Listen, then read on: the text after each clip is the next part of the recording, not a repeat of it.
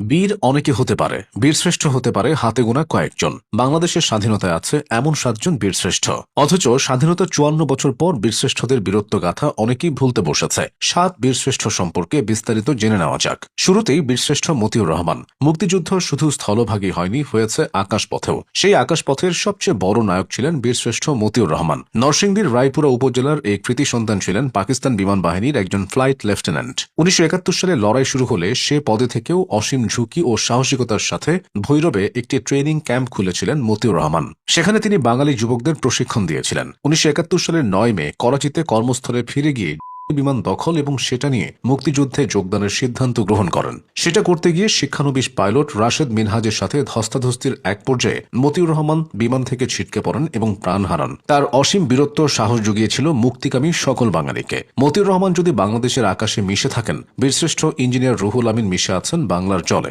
নোয়াখালীর আগচাপড়ার এই কৃতি সন্তান নৌবাহিনীর আর্টিফিশিয়াল ইঞ্জিনিয়ার ছিলেন। 1971 সালের 6 ডিসেম্বর মোংলা বন্দরে পাকিস্তানি নৌঘাঁটি ও জাহাজ PAS তিতুমিরে এক দুঃসাহসী অভিযানে যান তিনি। এই সময় তার সঙ্গে ছিলেন অপর নৌ কমান্ডো বীর প্রতীক মুহিবুল্লাহ। কিন্তু আত্মরক্ষামূলক শক্ত অবস্থানে থাকা এবং অত্যাধুনিক শস্ত্রে সজ্জিত পাকিস্তানি বাহিনীর প্রচণ্ড প্রতিরোধের মুখে পড়েন তারা। কামানের আর টর্পেডোর আঘাতে ধ্বংস করে দেওয়া হয় রুহুল আমিনের গানবোট পলাশ।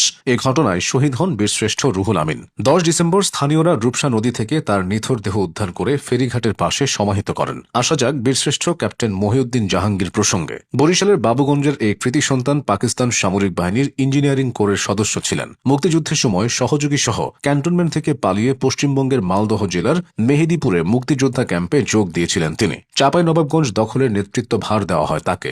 14 ডিসেম্বর তিনি দলবল নিয়ে মহানন্দা নদী পার হয়ে অতর্কিত আক্রমণ চালিয়ে শত্রুদের কয়েকটি পরীক্ষা ধ্বংস করেন। ওই সময় দুই পক্ষের তুমুল সংঘর্ষ চলাকালে বিদ্ধ হয়ে শহীদ হন মহিউদ্দিন জাহাঙ্গীর। বীরশ্রেষ্ঠ ল্যান্স নায়ক নূর মোহাম্মদ শেখের কথা সেভাবে সামনে আসে না। নড়াইলের এই বীর সন্তান মুক্তিযুদ্ধের সময় ইপিআরে কর্মরত ছিলেন। তিনি 1971 সালের মার্চে বাড়ি ফিরে সংগ্রামে যোগ দেন। গোয়ালহাটি গ্রামে মুক্তিবাহিনীর একটি স্থায়ী টহল দলের দায়িত্ব পালনকালে 5 সেপ্টেম্বর হানাদার বাহিনী 3 দিক থেকে ঘিরে ফেলে তাকে। শুরু হয় পাল্টা লড়াই।